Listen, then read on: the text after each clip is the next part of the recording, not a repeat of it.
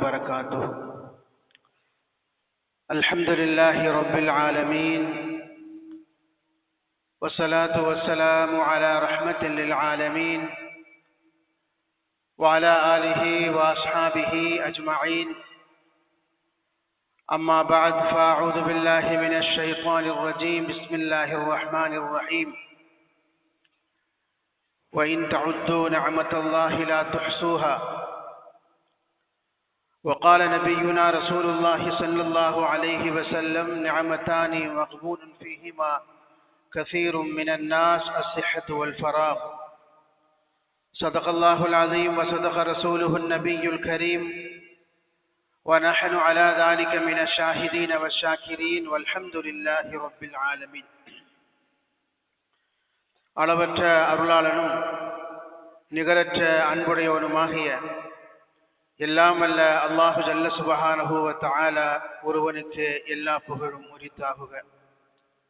ஸலாத்தும் ஸலாமும் நம் உயிரினும் மேலான தலைவர் முஹம்மது ரசூலுல்லாஹ் ஸல்லல்லாஹு அலைஹி வஸல்லம் அவர்கள் மீதும்,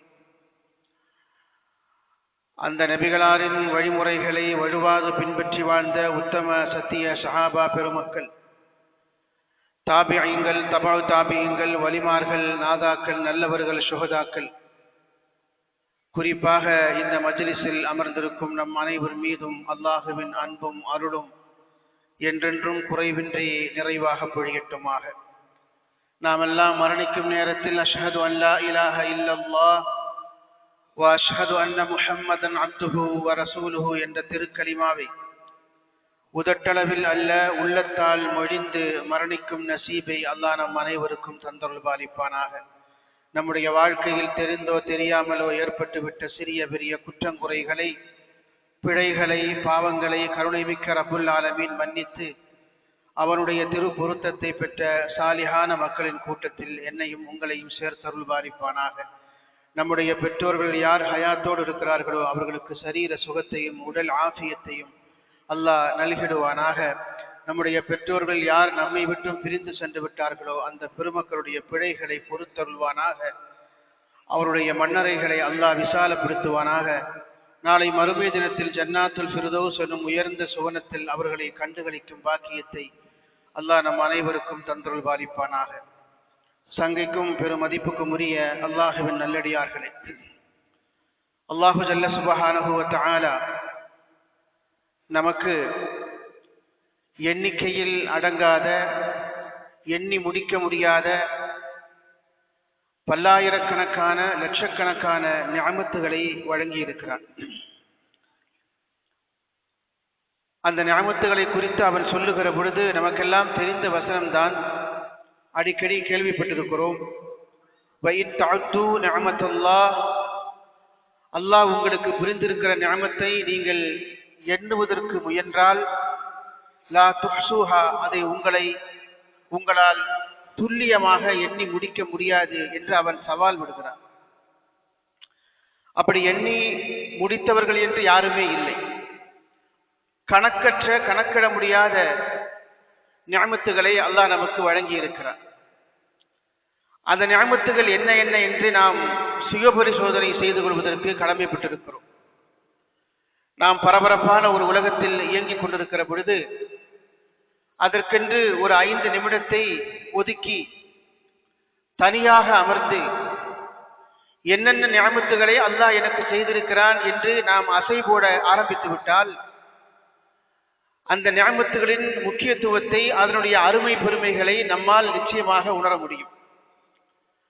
அப்படி உணர்கிற பொழுது நம்மையும் அறியாமல் நம்முடைய கண்களில் இருந்து நீர் வழியும். அத்தோடு நிற்காது, இப்படிப்பட்ட நிஅமத்துகளை தந்திருக்கிற ரப்புக்கு நாம் ஷுக்ர் செய்ய வேண்டும், நன்றி பாராட்ட வேண்டும் என்கிற எண்ணம் நமக்கு மேலோங்கும்.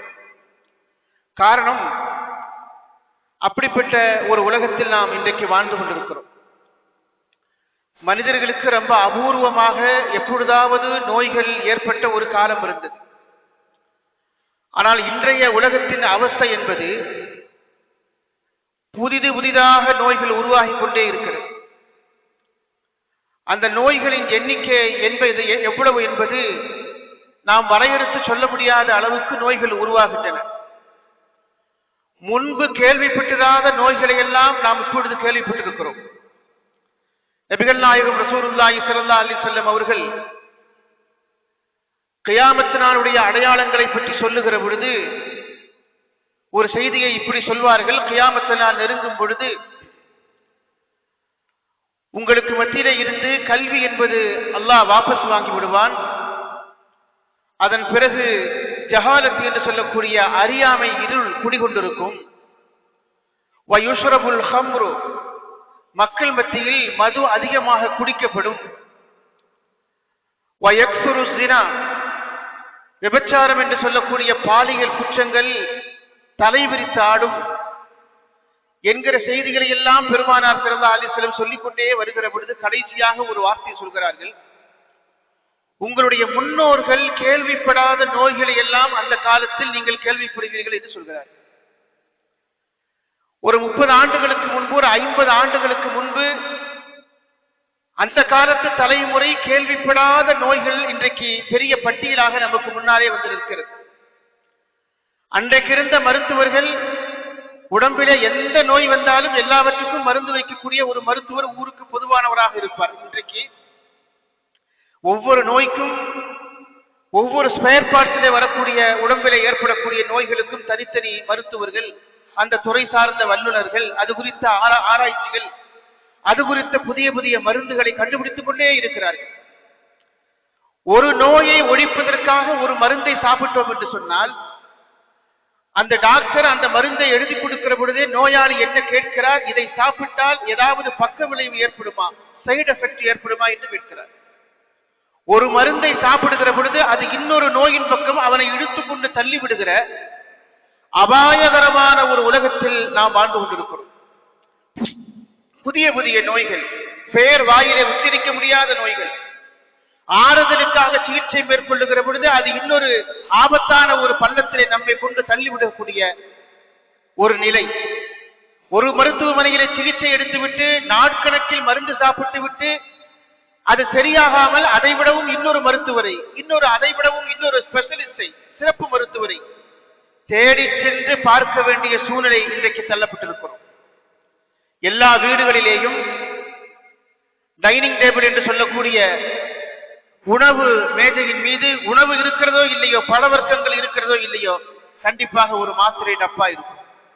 சாப்பிடுவதற்கு முன்பு, சாப்பிட்டுக் கொண்டிருக்கிற பொழுது, சாப்பிட்டு கடைசியில், தூங்க போவதற்கு முன்பு, தூங்கி இடையிலே விடுத்து விட்டால் என்று வகை வகையான மாத்திரைகளை சாப்பிட்டுக் கொண்டு நோய்களின் கூடாரமாக மனித உடம்பு இன்றைக்கு மாறிக்கொண்டிருக்கிறது.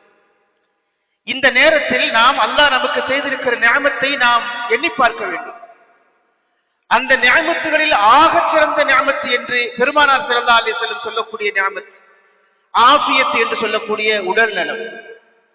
ஆனால் அது குறித்து நாம் எல்லோரும் அலட்சியமாக இருக்கிறோம். அதையும் பெருமானார் ஸல்லல்லாஹு அலைஹி வஸல்லம் சொல்கிறார்கள். நிஅமத்தானி மக்பூலுன் ஃபீஹிமா கஸீருன் மினன் நாஸ். அல்லாஹ் மனித குலத்திற்கு 2 பெரிய செல்வங்களை வழங்கி இருக்கிறான். விலை மதிக்க முடியாத செல்வத்தை அல்லாஹ் வழங்கி இருக்கிறான். ஆனால் மக்பூலுன் ஃபீஹிமா கஸீருன் மினன் நாஸ், மனிதர்களில் பெரும்பான்மையானவர்கள் அந்த 2 நிஅமத்துகளையும் அனுபவிக்கிற விஷயத்தில் கவனக்குறைவாக, கேர்லெஸ்ஸாக, அசால்ட்டாக இருக்கிறார்கள், பொடுபோக்குத்தனமாக இருக்கிறார்கள் என்று பெருமானார் ஸல்லல்லாஹு அலைஹி வஸல்லம் சொல்லிவிட்டு சொன்னார்கள். அந்த 2 பெரிய செல்வம் அஸ்ஸிஹத்து வல் ஃபராக், ஒன்று உடல் நலம், இன்னொன்று ஓய்வு என்று சொன்னார். இந்த 2 விஷயத்திலேயும் நாம் ரொம்பவும் கவனக்குறைவாக இருக்கிறோம். இது எவ்வளவு பெரிய நிஅமத்து, இந்த ஆஃபியத் என்று சொல்லக்கூடிய நிஅமத்து எவ்வளவு மகத்தானது என்பதை குறித்து நாம் சிந்திப்பதில்லை, அலட்சியமாக இருக்கிறோம் என்று பெருமானார் ஸல்லல்லாஹு அலைஹி வஸல்லம் கவலையோடு நம்மை உணர்த்துகிறார்கள். நம்முடைய அல்லாஹ் நமக்கு வழங்கி இருக்கக்கூடிய இந்த நிஅமத், இந்த ஆஃபியத் என்று சொல்லக்கூடிய உடல் நலம் என்று சொல்லக்கூடிய இந்த நிஅமத்தினுடைய சிறப்பம்சத்தை நாம் புரிந்து கொள்ள வேண்டும் என்றால், நாம் வசிக்கிற பகுதியில் இருக்கக்கூடிய ஏதாவது ஒரு அரசு மருத்துவமனைக்குள்ளே சென்று பார்த்து கொஞ்ச நேரம் சுற்றி பார்த்து விட்டு, எல்லா வார்டுகளுக்கும் எல்லா டிபார்ட்மெண்ட்டுகளுக்கும் தனியாக சென்று விட்டு அங்கே அவஸ்தைப்படக்கூடிய, சிரமப்படக்கூடிய அவர்களை எப்படியாவது வீட்டுக்கு கொண்டு வர வேண்டும் என்று கைப்பு செய்து என்ன செய்வது என்று தெரியாமல் இருக்கிற உறவினர்களுடைய முகத்தை பார்த்து நாம் மருத்துவமனையை விட்டு வெளியிலே வருகிற பொழுது அல்லாஹ் நமக்கு எவ்வளவு பெரிய ஞாபகத்தை செய்திருக்கிறான்.